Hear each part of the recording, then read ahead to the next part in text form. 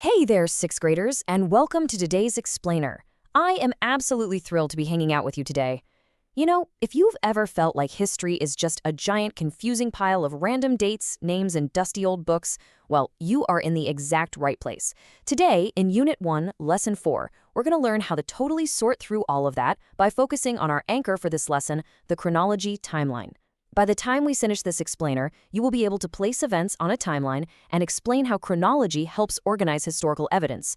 It's honestly like gaining a superpower for understanding the past, allowing you to see the hidden connections between literally everything that has ever happened. Here is our roadmap for today. 1. The hook, why order matters.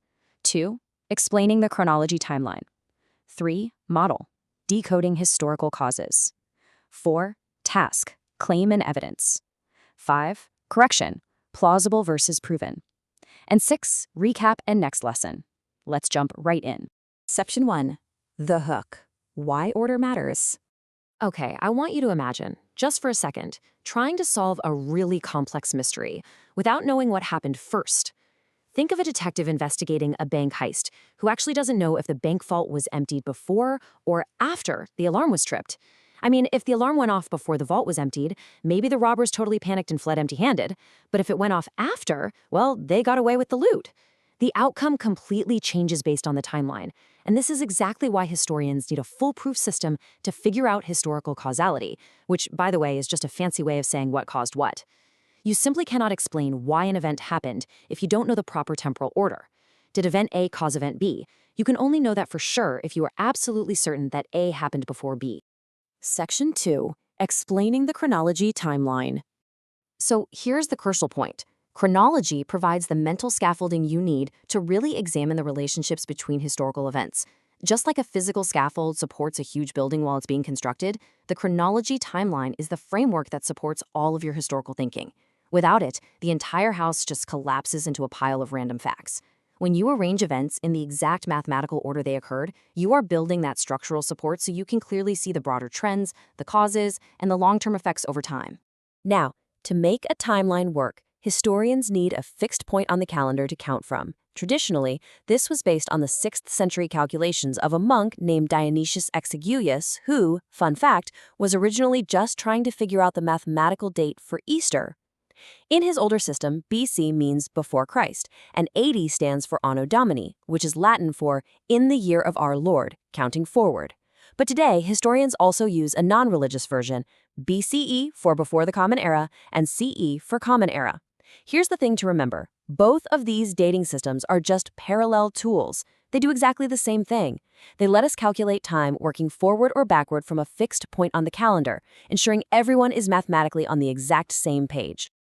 Of course, knowing the dates is really only half the battle. You're going to use your mathematical skills to measure time across specific units. And it really helps to anchor these big words to things you already know in your own life.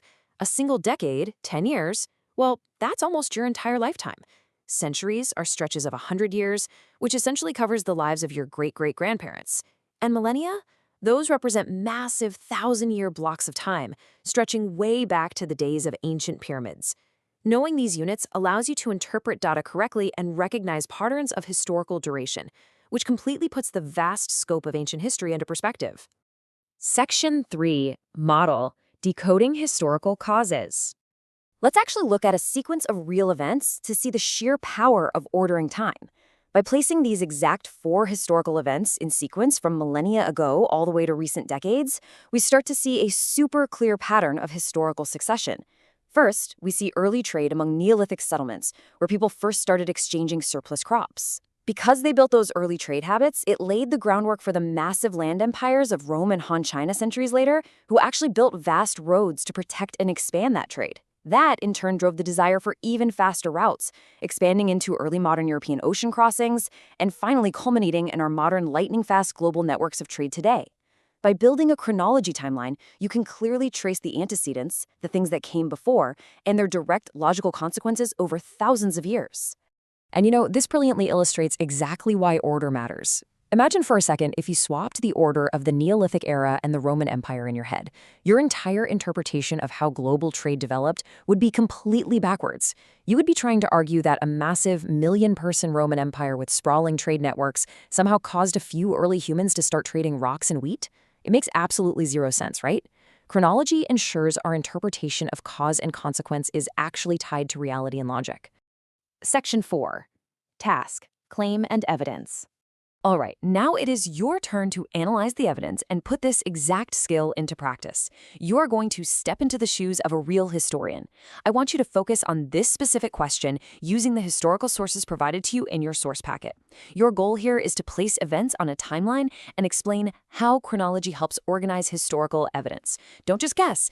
Dig into the hard data in your packet. You are doing the real, heavy lifting work of a historian here.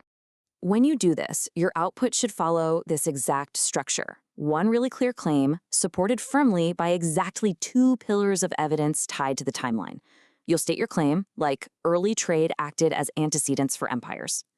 Then you back it up. Evidence 1, because the timeline shows Neolithic trade mathematically predating land empires. Evidence 2, because the timeline shows empires appearing later in time, geographically expanding on those earlier established connections. This right here is how you use a timeline as hard evidence, not just as a pretty picture to look at. Section 5. Correction. Plausible versus proven. Before we wrap up today, we really need to course correct a super common trap that students fall into when doing this kind of historical writing. And guys, this is vital for your growth as a historical thinker. A historical claim is not a fact merely because it sounds plausible or just because it makes sense in your head. Imagine a Roman emperor ordering a pepperoni pizza. It sounds like a fun movie scene, right? And it feels kind of plausible because they had flatbread and cheese, but as a historian, you'd be totally wrong. Tomatoes literally didn't exist in Europe yet. They were still over in the Americas. Plausible does not equal proven. So here is your absolute golden rule to avoid writing historical fiction. You must prove your claim by anchoring it to a dated, located, and relevant detail directly from your chronology timeline. You have to point to the actual BCE or CE date. You have to point to the specific region. If your claim cannot be anchored to the strict mathematical order of your chronology timeline, you need to go back to the drawing board and find better evidence. It's as simple as that. Section 6. Recap and Next Lesson. Let's neatly package what you should take away from this explainer today so you are 100% ready to conquer your assignments. We've totally hit our objective today. You now know how to place events on a timeline and explain how chronology helps organize historical evidence, using terms like decades, centuries, millennia, BCE, and CE. We established our key idea, which is that the chronology timeline is the mental scaffolding that organizes historical evidence and logically proves cause and effect. And now I leave you with a question.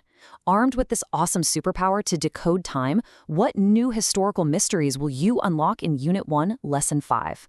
Thanks for joining me for this explainer, 6th graders. Go grab your timeline tools and go crush those evidence tasks.